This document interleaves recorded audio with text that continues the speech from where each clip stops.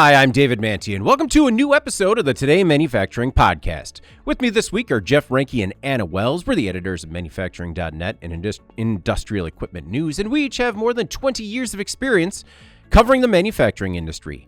Each week, we take the 5 most popular stories on our websites and discuss the implications they have on the industry going forward.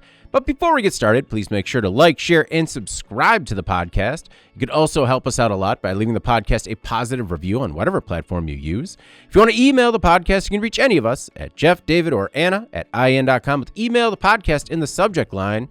You can also subscribe to us on YouTube at IN Magazine so you can get a notification whenever we go live, Jeff, especially when it's a special date and time like today because, hey, we gotta work around the holiday this week. Something else to be thankful for, David. That's right. Well, and instead of the top 5 stories this weekend, we're going to do the top 3 just because, haven't been a lot of stories since the last time we were behind the mic. Yeah, time is of the essence today, so we'll keep it tight for you. Well, and, it was when we were talking about how we were going to schedule the podcast when we were away for the holiday, and then producer Eric and I will be traveling to a show the following week. Based on our last lapse, of a couple of weeks, it was like, I'd rather do a couple shorties than leave everybody hanging for a few weeks. So stick with us, folks. That's right. Please. That's right. What have you done for me lately, podcasters? All right. Well, before we jump into our first story, we have another word from our sponsor, Blumira. This week's episode is brought to you by Blumira. Manufacturing continues to be the most highly targeted sector when it comes to cybersecurity attacks. Attackers are getting smarter, and the key to combating these ongoing and evolving hacking threats is understanding them. The good news is that the good guys are getting better at spotting the bad guys and showing you how to fight back. So watch this short new video, Manufacturing's Most Concerning Cybersecurity Trends, to learn about the latest hacking trends, like how supply chains and logistics services are coming under fire, and how you can negate these vulnerabilities. There's a link to it in the body copy and the live chat. Our first story this week. GE Appliances bolsters ties with U.S. suppliers, moves production from China to Kentucky. In August, GE Appliances, a subsidiary of Chinese Haier Smart Home Company, announced plans to move production out of China and Mexico and expand its U.S. operations. The company was going to spend more than $3 billion in Kentucky, Georgia, Alabama, Tennessee, and South Carolina and create some 1,000 jobs in the process. Well, the ripple effects have been far-reaching. Last Thursday, GE Appliances announced more than $150 million in new contracts for U.S. suppliers. The contracts range from $330,000 to $41 million. They span 10 states and cover many parts of the washer and dryer supply chain, from plastics and castings to steel and aluminum. GE Appliances is building out its combo washer-dryer operations, as well as its production of front-load washers at Appliance Park in Louisville. On this plant alone, the company is investing $490 million to retool and create 800 new jobs. Production is scheduled to begin in early 2027, and because it's America, will expand the company's clothes care production at Appliance Park to the equivalent 33 football fields. We just need to know how many football fields big it is.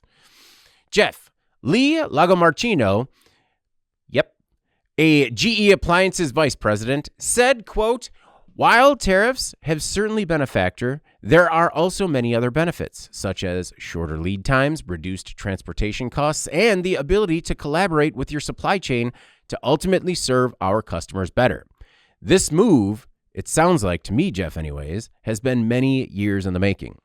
Yeah, I'd agree. I think I would take his comments for what they are. I think that's very accurate. I think there is, given the certain climate right now, everything goes back to tariffs. But I think this is a situation where Haier just being a Chinese company, I think we kind of forget that with this being GE Appliances. Yeah. It is owned by a Chinese company. They're getting closer to their biggest market. Mm-hmm. Like 20% of their total sales for appliances happen here in the U.S. It's their biggest country by market. So it makes sense to get closer to it. We went through a kitchen remodel. Anna's family was there for our kitchen remodel doing the demo. Yeah. And this was shortly after the pandemic.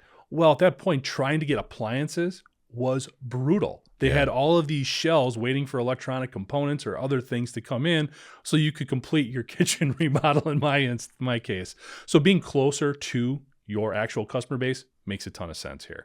And plus, this is something that this company has been doing for over the last decade, through starting with the first Trump administration, through the Biden administration, and now again. So as they alluded to in their comments there, while tariffs are part of that, it's also just getting closer to their biggest market, essentially. I mean, is there another brand other than GE that like a Chinese counterpart could buy that, like, I feel like GE is so fundamentally woven into the U.S. fabric that you can know it's owned by Haier and you still think like American company. Yeah, I mean, like Coca-Cola or something. It'd have to be something pretty dramatic, I would guess. Anna, one thing I was interested in is where is exactly the money going? So the $150 million is going to be spent will be spent each year for shipments of parts, components, and raw materials to produce these washers and dryers. So obviously, I thought it was funny that the company had to specify if they sell more washers and dryers, this investment could go up. Believe that? Could you believe that? That's true. Yeah. I mean, again, you're the math guy, as Jeff likes to point out. Yeah, like, hey, if we sell more, we'll need more parts and we'll have to pay more for them. I just like to clarify two things. One, Jeff's kitchen remodel, all the work that our family did was done by my husband, while Jeff and the kids and I just tortured Jeff's cats while we were there. The other thing is that, to your point about GE being kind of woven into the fabric of the U.S., identity, I guess. Mm-hmm. Yeah, I think that's true because we have, GE has been making appliances in the U.S. for a really long time. And I've been to Appliance Park actually in Louisville, and it is already massive. Like, I mean, it's just like, and they've been investing in that facility for a really long time. This was probably 12, 15 years ago that I was there. And at that time, they were unveiling new production capabilities. So, I mean, this is a long time coming. I will say that I do think the role of tariffs is maybe playing a bigger role here than the company is potentially letting on or admitting to, because I always feel like these types of announcements, it's a good thing to reshore, right? There's a lot of benefits to it. The executive spoke to those benefits. It reduces your lead time, your volatility. It reduces your tariffs at this point in time. But you have to also consider, I think, why manufacturers are doing this now when they weren't doing it before. Mm-hmm. And so, like, switching suppliers, reshoring some of that supply chain, the reason that a lot of that wasn't taking place prior is because it's more expensive to do that. Yeah. That's where the money is going also, is like, this is just a more expensive proposal, no doubt, that they're going to be bringing in domestic suppliers for some of these components. Because if that was the best deal for them, they would have done it already. Right? So I think we need to consider also the downstream impact of these decisions. And this is... this is going to come with some higher costs potentially down the road for these consumer goods. This has always been the case for Made in America. And I know that like everyone gets really hyped up about like reshoring and new jobs and, like these American companies are going to provide these components. That's fantastic. Sure. But it's, most likely going to cost more. And Americans are notoriously very much in support of reshoring and domestic production, but they're also notoriously price sensitive. Yep. Yeah. And people don't like to pay for these costs that then become embedded in that purchase. So, and then I also think like the counter argument for reshoring at this time is just simply again, the jobs issue. Like, we still, we have a deficit of about 500,000 jobs right now in manufacturing that are available but not filled. Yeah. We know, I think Jeff brought this up last week, the forecast for that is pretty bleak. If you look out the next 5-6 years, they're looking to almost something like 2 million available jobs if we continue on the course of what we're doing here. Yeah. So when you take reshoring into account and this sort of influx of it that's taking place right now, I do have some concerns about how we support that manufacturing en masse as it all comes back. So I think the jobs thing is fair. I think from a cost perspective, I think it's going to depend on the product. I think when you look at, this is something that GE Appliance has been working with for a while in terms of absorbing those costs or passing those costs along, so it's not as abrupt as some of the other areas that we're going to see it in. So appliances have been going up for the last few years, and so people are just used to it? Is that? I think so, yeah. I think that is a big part of it. I mean, if there's other areas, if we saw, some of the consumer electronics devices or something like that all of a sudden escalate by 30-40%, you're going to feel it, as opposed to something like this, which has been maybe a little bit more incremental because they have had this reshoring plan in place over, again, like the last decade. Well, I think that many consumers, when it comes to appliances, maybe it's not as much of a single issue consumer as it is with other smaller ticket items or other devices where, when you're shopping for an appliance, you are looking for features, that might make it a little bit easier to use. You're looking for quality. I mean, maybe it is something that you do think, hey, it's made in Kentucky and that's great. $40 million is going to Kentucky alone. That's going to plastic suppliers like EPC, which is a plastics company in Lebanon, Jones Plastic, a custom injection molder in Williamsburg, and Plastic Products, which is another plastic injection molder based in Lebanon and Greenville. And Anna, to your point about reshoring, I just wanted to bring up that GE Appliances was actually recognized at FabTech. They received the 2025 National Metalworking Reshoring Award, which is the thing. And at the event, Reshoring Initiative founder and president Harry Mosier said, quote, GE Appliances won the award because of the consistency and success of their reshoring. Their reshoring investment and jobs created make them one of the largest of 7,000 known reshoring manufacturers. So, it's good to see that, I guess, GE Appliances is putting more money where their mouth is. I was ranting probably for too long last week about how, a lot of times we see these giant figures come out and we don't really see any real action associated where that investment is going. And at GE Appliances, it is very, very specific as to where it's going, how it's being used, and what that means for the consumer.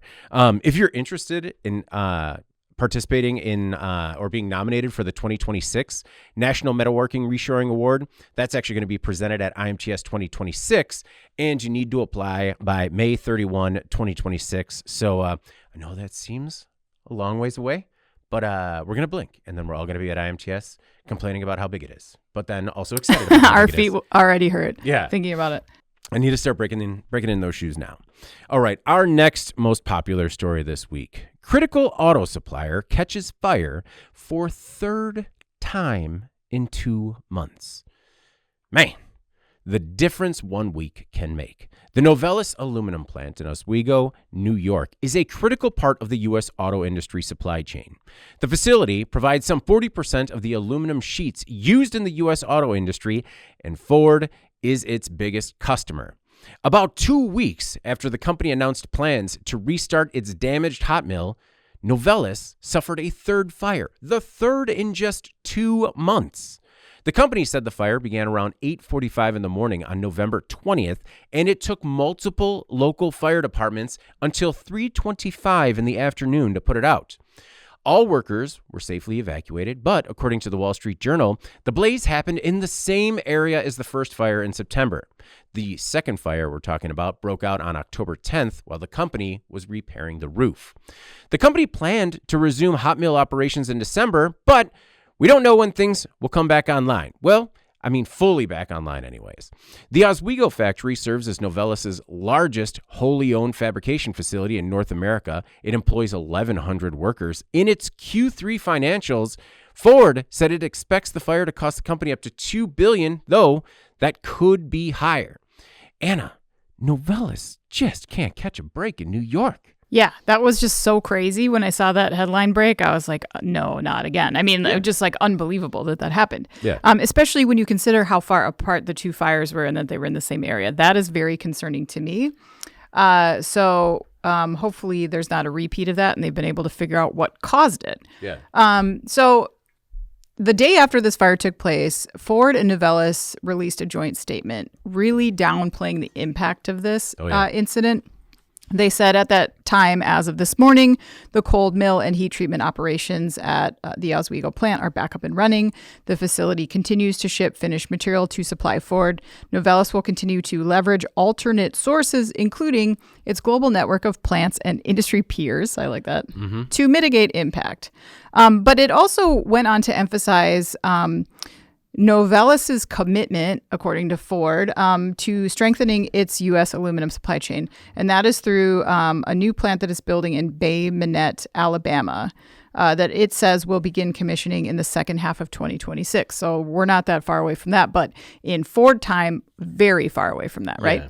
Yeah. So this isn't something that's been happening on the fly. This was not in response to that original fire. This is something, the project that's been underway for a while. I think the company is starting to pay a lot of lip service to it as a way to reassure its customer base, probably the auto chain. I mean, rightfully so. Right, that they have this backup plan in place. It's just not ready yet. And so, they talked about the project a little bit further. They said the strategic nature of this project is in ensuring that we're ready to continue to expand.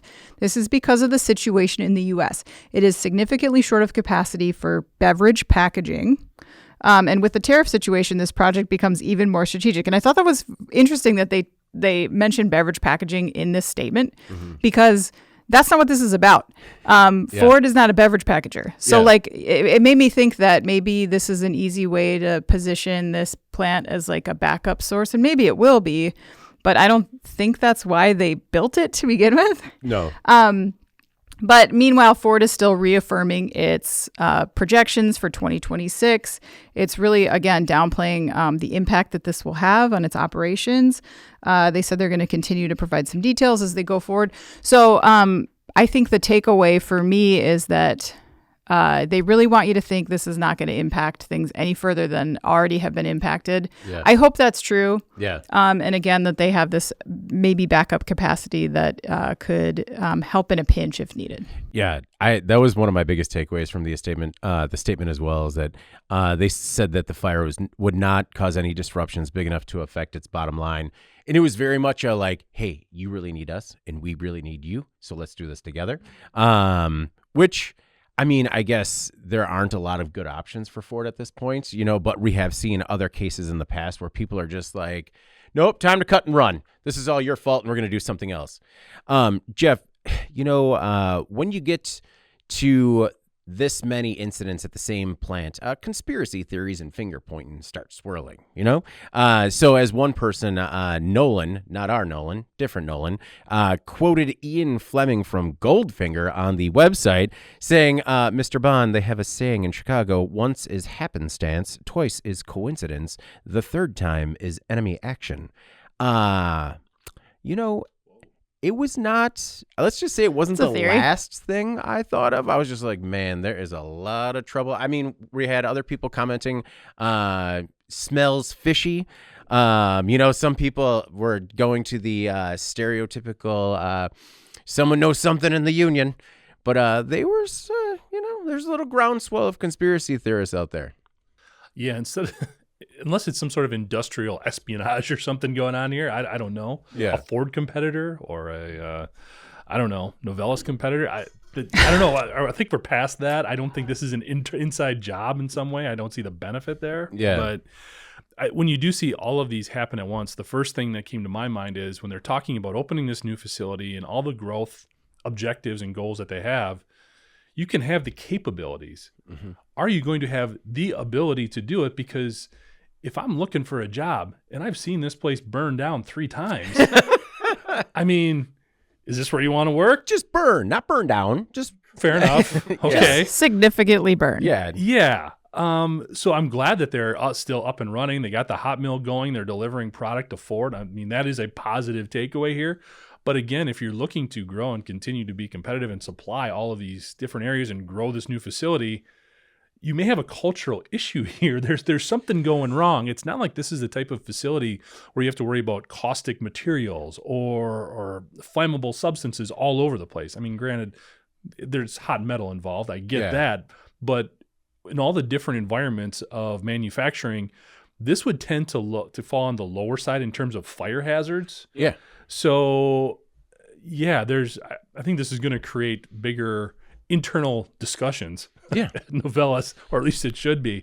And in terms of recruiting, which we hear is such a big issue right now for manufacturers, I think that's going to be a problem. Well, I mean, to Anna's point on the previous story about jobs, I mean, Jim Farley and Mike Rowe were just all over the news talking about the, trying to circle the wagons on the, growing jobs problem that really we've all been talking about for the last 20 years. Farley's talking about how they have 5,000 open mechanic roles at Ford and other jobs, like lines that aren't moving because they just can't fill them. And it's pretty wild. I mean, so you're right, Jeff. When, if in the event, I guess, I don't know, I've had plenty of jobs before where I didn't necessarily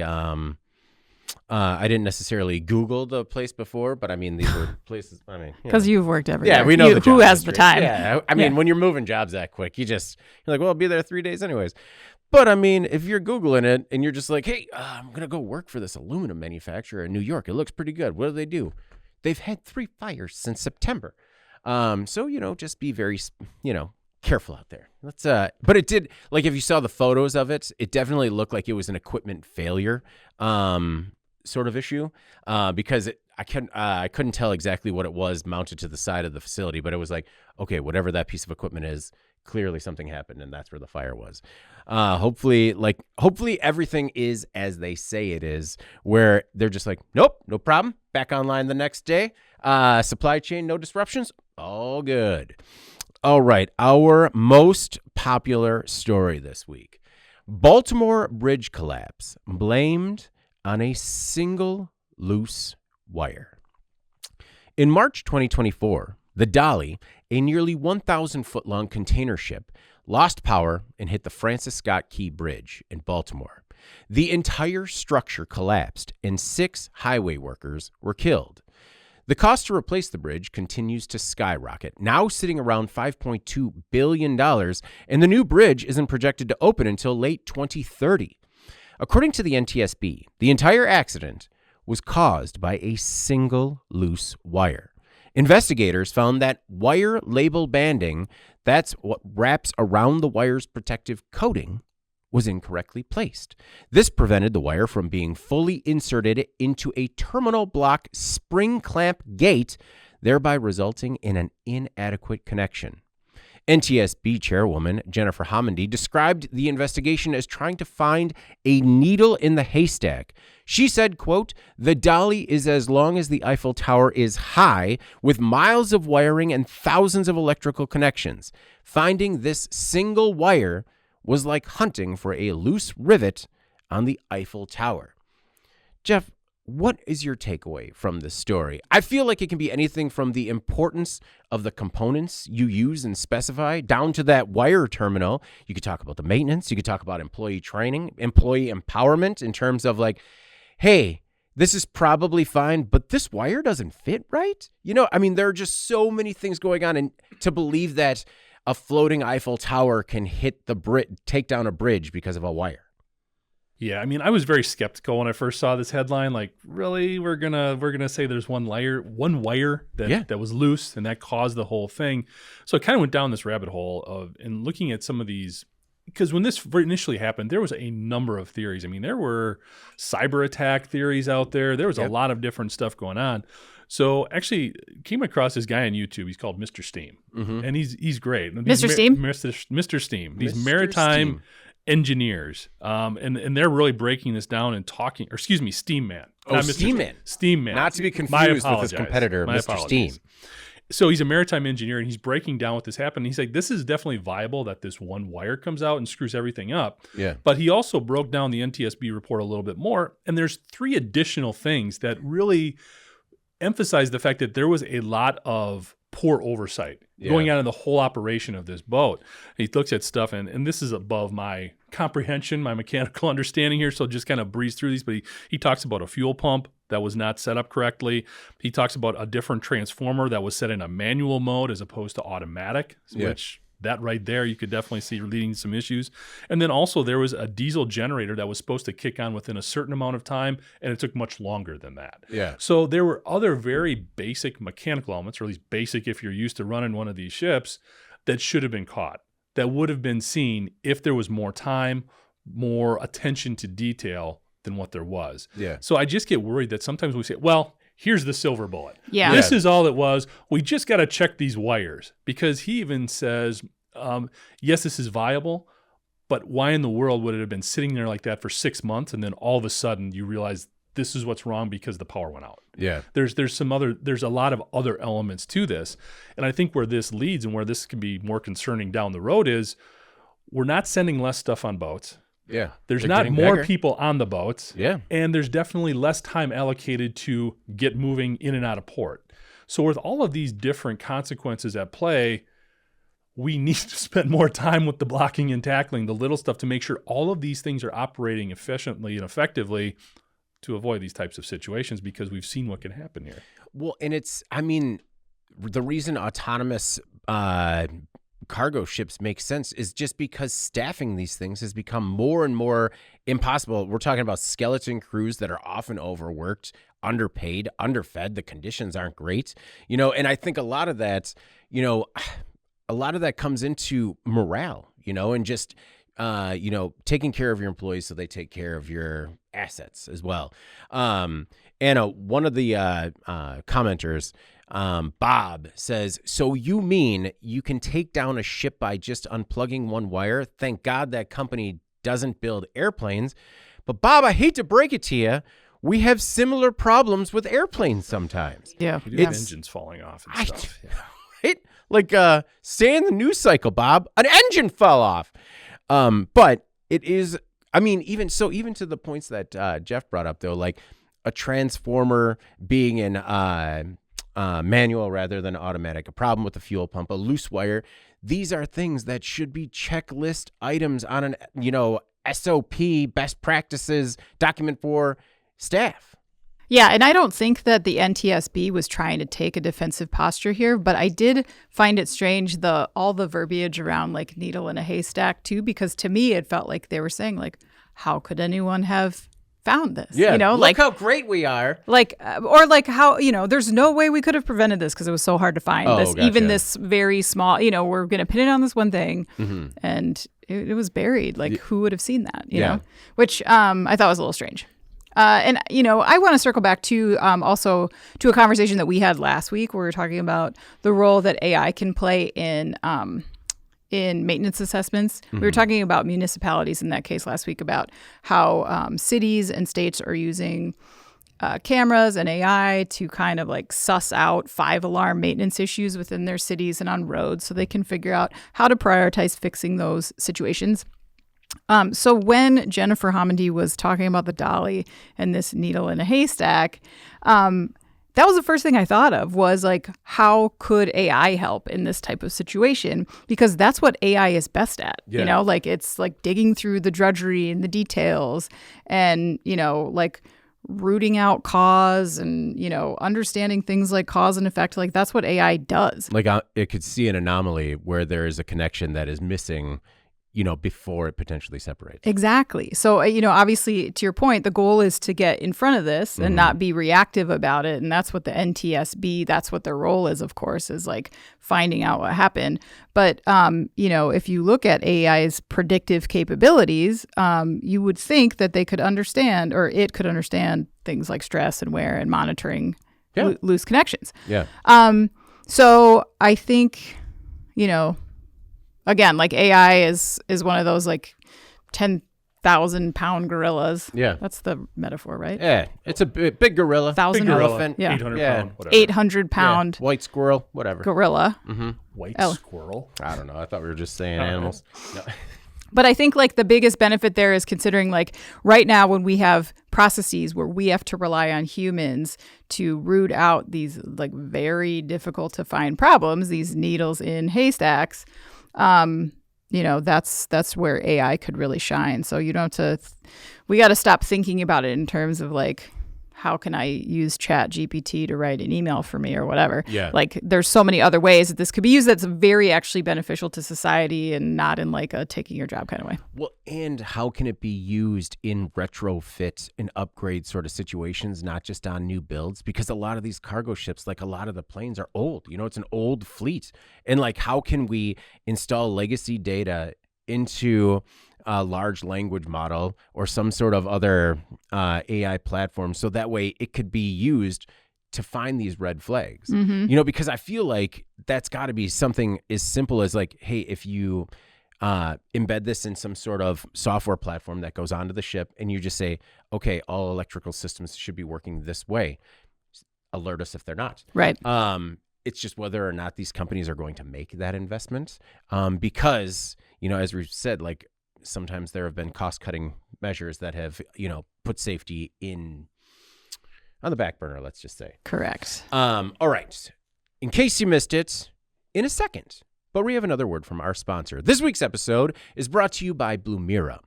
Manufacturing continues to be the most highly targeted sector when it comes to cybersecurity attacks. Hackers are getting smarter, and the key to combating these ongoing and evolving threats is understanding them. The good news is that the good guys are getting better at spotting bad actors and showing you how to fight back. So, watch this short new video, Manufacturing's Most Concerning Cybersecurity Trends, to learn about the latest hacking trends, like how supply chain and logistics services are coming under fire, and how you can negate these vulnerabilities. All right. In case you missed it, stories maybe not as popular on the websites, but still stand to make a big impact on the industry going forward. I'll go first this week. I picked a story about Tesla. We're not talking about cars. We're talking about their Powerwalls, because Tesla just recalled 10,500 Powerwalls after reports of fires. The company recently issued a recall for the Powerwall 2 AC battery power systems. According to the Consumer Product Safety Commission, the lithium-ion battery cells in about 10,500 Powerwall 2 systems can cause the unit to stop functioning during normal use. These systems are overheating. Tesla has already received 22 reports of malfunctioning devices, including 6 in which the unit started smoking and 5 fires that did result in minor property damage. Now, I picked this story because consumers are being asked to make sure that their systems are online and to just check the app if there's a notification about whether or not their unit is included in the recall. And Tesla has used its ability to remotely discharge these affected systems that are online in order to prevent overheating until a replacement is installed. Now, I chose this story because a lot of times we talk about trying to fix too much with over-the-air updates, but in some examples like this, it could be a potentially life-saving fix, where it's just like, hey, we know all of these are bad, shut them down. And I'm sure there's some sort of outreach, because I'm sure there are many people that are not necessarily connected to the grid or the internet are using these. But I thought it was pretty incredible that they're just like, we know at least all of these are bad, shut them down until they are replaced or repaired. And I thought it was pretty cool. Jeff, I don't know if you've had a chance to check out this story, but it was kind of cool. These are, units that are made at Tesla's Gigafactory, Nevada. They're used for energy storage, for self-consumption, time-based control, backup power. And they've been on the market since for a long time, long enough that they've already been sunset 2015 for the Powerwall 3 now. And they already have like 1 million of these units installed. So there were a couple of things that kind of surprised me with this one. There's 1 million of these installed? 1 million Powerwalls, not 1 million Powerwall 2s, but like between 1, 2, and 3. Still, there's 1 million. That's incredible. I would not have guessed it was that many. So, because that was my first thought of how many are out there if they're recalling 10,000. So that's actually pretty impressive. Yeah. I think this also elevates the need for consumers to understand what they're hanging on their wall a little bit too. I mean, lithium-ion batteries, we know about them in laptops. We know about them in other smaller scale applications. Yeah. This is obviously a much bigger one. So there is something, I think, on the consumer to also understand this, but kudos to Tesla in terms of using their technology and their connectivity insights to get this taken care of relatively quickly and without people, losing their house or something. Yeah. So. Has our coverage of lithium-ion batteries changed any of how you store or use lithium-ion batteries? Because I know that all of a sudden I realized that I had all these batteries kind of sitting in our garage that's like semi-heated and within like reach of the kids. Like I had the expanded battery packs for like all my tools and stuff like that. And I mean, I know I drop them and I'm just like, let's just make sure the kids can't go throwing these around, Yeah, I mean, I'm not in that same situation with little kids running around and stuff, but I think again, do the things that we've done. We're a little bit close to this, so there's an inherent knowledge there. So I guess it hasn't changed too much.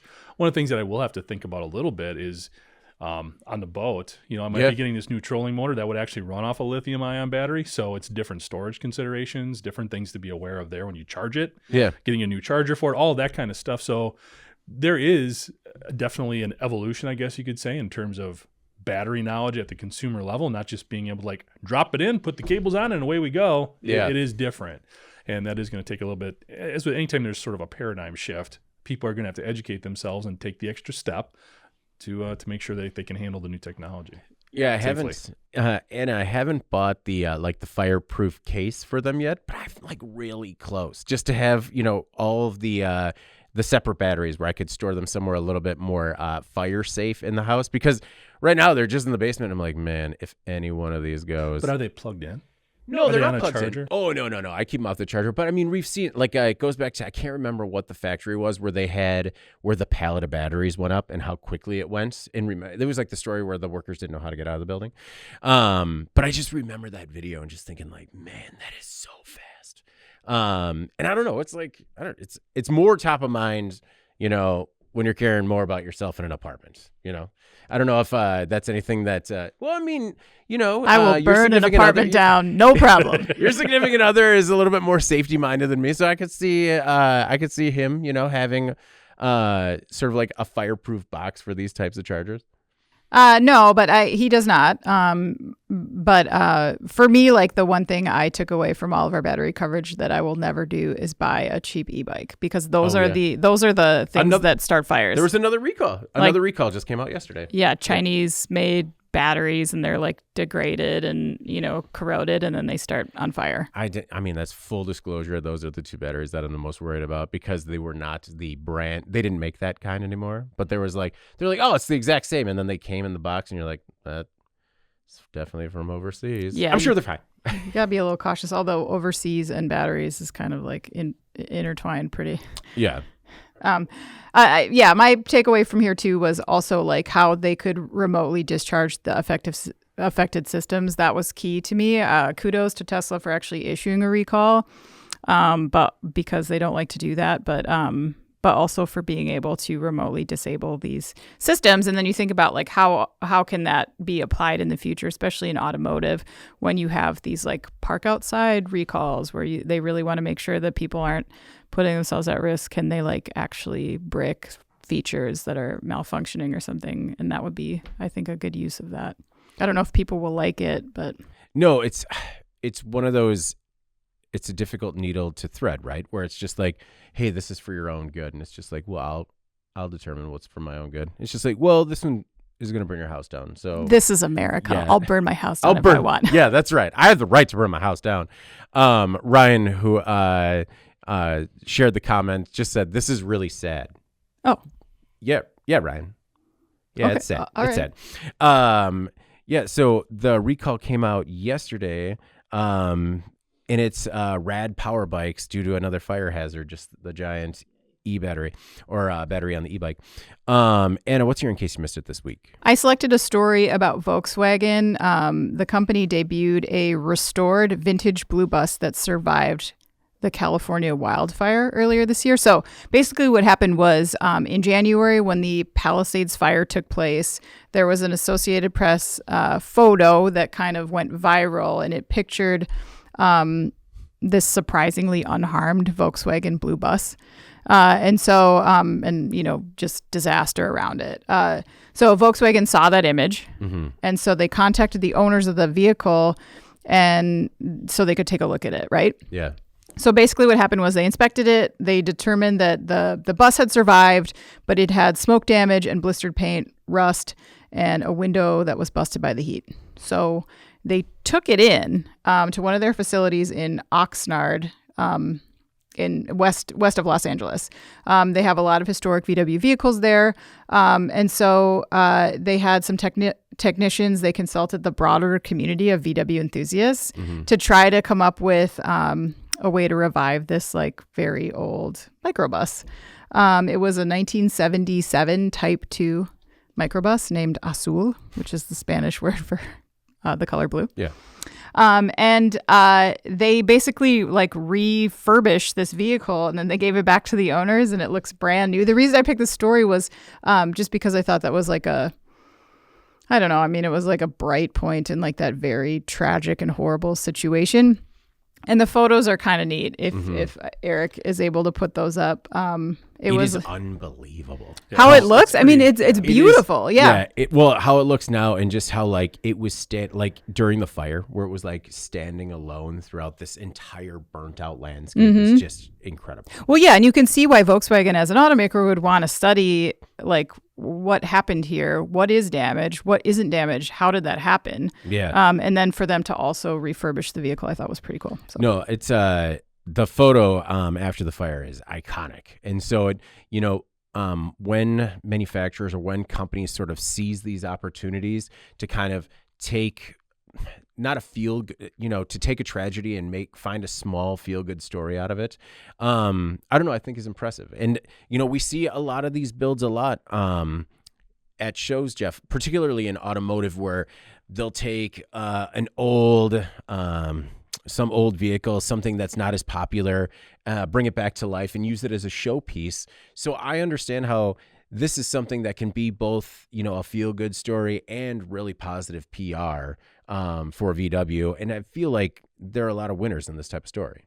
Well, I think it just embodies the spirit of that particular product, too, that particular vehicle. I mean, that's always sort of been the good vibes that surrounded it, and it just sort of helped illustrate that, as well as a message of resiliency and all those things. So, cool to see. And I don't know if it was this photographer, Mark Terrell, that was there when they did the handoff. But, I mean, from the photos, they are genuinely elated. You see them like crawling around the inside of the car, and they're just like, oh, my God. Well, they said that they parked it near her apartment after they went surfing. So it's like surfing is like what you think of with that vehicle, too. Yeah. And then that fire took place, and then I don't think they have seen it since. So just an incredible story. I was glad you picked this one. Jeff, what's your in case you missed it this week? Yeah, I picked an article talking about military vets embracing a new battlefield. I think it's a pretty common theme in manufacturing when we do look at some of the skills gap concerns, some of the job fulfillment issues that we have, looking towards the military and retired veterans in terms of filling those gaps. These are folks that got problem-solving abilities. They understand working under high pressure or high difficult environments, so they're usually a great fit within the industrial realm. Well, now what we're seeing, and this is a topic that I talk about a lot, is we have a huge shortfall in terms of cybersecurity specialists, and especially in the industrial sector, but it goes beyond that even. And what we're seeing now is a lot of companies gravitating towards military vets. Again, this is a strategic position. You are constantly under attack. You are defending your assets, your landscape. So it's how companies have really taken advantage and how they're leveraging the experience of a lot of these folks that are transitioning out of the military and implementing it into their cybersecurity teams, into their industrial teams as a whole. I thought it was a cool article because not only does it sort of touch on that very key element, which is a bit self-explanatory in terms of how everything fits together, but it's got testimonials, firsthand accounts of people, how they transitioned out, what they're doing, how they enjoy working in cybersecurity with a lot of these firms. And I just thought it was kind of a cool look at how we talk about how a lot of things don't work, how a lot of things have broken. This is something that works. This is something that fits together really well and solves a couple of key issues, especially for manufacturers. We know we're under attack more than anybody else right now, and there are assets out there for us to take advantage of. Well, and it seems like there's more and more support for vets to transition to the private sector. And this seems like a really good fit.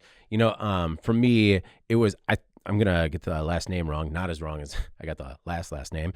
But I think it's Jeff Lyford. He's the associate director at Phoenix 24. His quote was, "My professional inclination to understand how an adversary behaves and then operationalize that information as part of the recovery process closely parallels my work as an intelligence analyst. The military also trains you to act quickly and operate comfortably with imperfect information." I think that said it all. I mean, that said, still read the article. It's a great article coming with multiple perspectives. Anna, what did you think about this story? Yeah, I mean, exactly. Everything you guys just said. And, I think it's a great reminder, too, for manufacturers that if they don't have a program in place targeting veterans in terms of recruitment, that they absolutely should, because you are getting all these very specialized skills and, people that are like specifically trained in having that attention to detail and often have maintenance skills and operational type skills, strategic skills. Like you got to be looking at those folks in terms of like how you can fill some gaps in your operation, no matter whether it's cybersecurity, on your production line, in your C-suite, whatever. No, completely agree. It's all about, tapping every resource, right, to get the best talent available. Let's do our final thoughts before we get out of here this week. Anna, what's your final thought? Nothing much for me. It's Thanksgiving week, and it's always one of my favorite holidays because I think I have the most fun with my family when we just kind of like sit around. Yeah. Yeah. There's and so I'm really looking forward to the playing games and talking and just chilling and having no objective besides just eating too much. That's the plan. No, that's one of the things I love about the holiday too, where it's, it's all centered around a meal, but it's, I feel like too many people are moving in a hurry. And especially with, the advent of Black Friday deals on Thanksgiving, it's just like, no, take the time, sit with your family, enjoy each other's company. The fireplace is going, football is on, talk about everything except probably politics, and everything's going to be all right. My final thought this week was just that, my oldest had his second piano recital last weekend, and he just really crushed it. It was incredible. I've been really proud of how he has been working on it. It is incredibly difficult. Like anyone that has ever learned an instrument, and I haven't until I'm like just barely learning it now. The teacher always says it's like learning a new language and a sport at the same time, and I cannot agree more. It's like trying to read the music and get that to translate into the keys so that way I can sort of show my kid what he's supposed to do. It's very difficult, and he's already very much surpassed my ability, but I was just very proud. So great job, Desmond. Very proud of you. The other thing is that complete transition. I watched the old comedy, The Campaign, yesterday. And, there's a line in there where he says, you should Google it. It's worth a Google. And I'll just say that, don't ever Google anything because. Is that the Will Ferrell movie? Yeah, Will Ferrell and Zach Galifianakis. And so, that was just in the back of my head. And, I've been getting these, weird headaches lately. And so I was just like, don't ever Google something like weird headaches. And don't ever do that because it'll just ruin everything. Do you put weird in your search? No. It was just short burst headaches. And then it was just and then it goes to ice pick headaches. And then it goes to what could be the cause. And then it's why you should seek a medical professional. And then I'm like, great time to go record the podcast right now. But so yeah, my final thought is just, you know what? Don't Google it. It's not worth the Google. It's not. Jeff, your final thought this week. Yeah, heading into the home stretch here with holidays, it made me think of, you were talking about hanging out with family and friends and stuff. And one of the things that my family enjoys is for me to play the game Telestrations. Are you familiar with this game? I just played that last night. Oh, no. Now, they like the game. Yeah. But they especially like me to play this game. Are you bad at drawing? I am the worst. I am absolutely horrible. So the joy for everyone else is pointing to what I drew and how it just totally took everybody downhill in terms of what it is. So if you're like me, avoid that game. That's my tip for everybody heading into the season. But maybe I'll try to take some pictures of what I ended up drawing for when it was a school bus and it looks like an airplane or something. Is it Pictionary? Is that what Telestrations no, is? It's a little bit more. It's more like it's more like combining Pictionary and what's that game where you whispers in somebody's ear? Oh, like telephone? Yeah. Oh, sort okay. of that combination of this. Okay. I played it with 2 8-year-olds and a 10-year-old last night and some adults. But no one had any problems with it, Jeff. Oh, I'm horrible. I can't even hide it, but my daughters love watching me struggle. Was anyone drawing a bus, Anna? It sounds like the bus was the real downfall. I guess. Did you put wings on the bus? A bad example? I'm just telling you, whatever it is, no, it goes down the wrong rabbit hole. This would be a great Twitter account, just like Jeff's Telestrations. Yes. What was I going for? All right. Well, before we get out of here, make sure to have yourself a good Thanksgiving, and we will see you next week. We are recording the podcast on December 1st for the following week because of travel restrictions. So if you want to join us live, December 1st in kind of a similar format. We're going to do 3 stories just to keep it a little shorter. But also, please make sure to like, share, and subscribe to the podcast. You can help us out a lot by leaving the podcast a positive review on whatever platform you use. Email the podcast, Jeff, David, or Anna at in.com with email the podcast in the subject line. Subscribe to our daily newsletters. Make sure you get it delivered to your inbox first. And subscribe to us on YouTube at IN Magazine to make sure you get it delivered to to make sure you can join us live whenever we record it, which is next Monday. All right, for Jeff Franke and Anna Wells, I'm David Manti. This is the Today in Manufacturing podcast, and we will see you next week.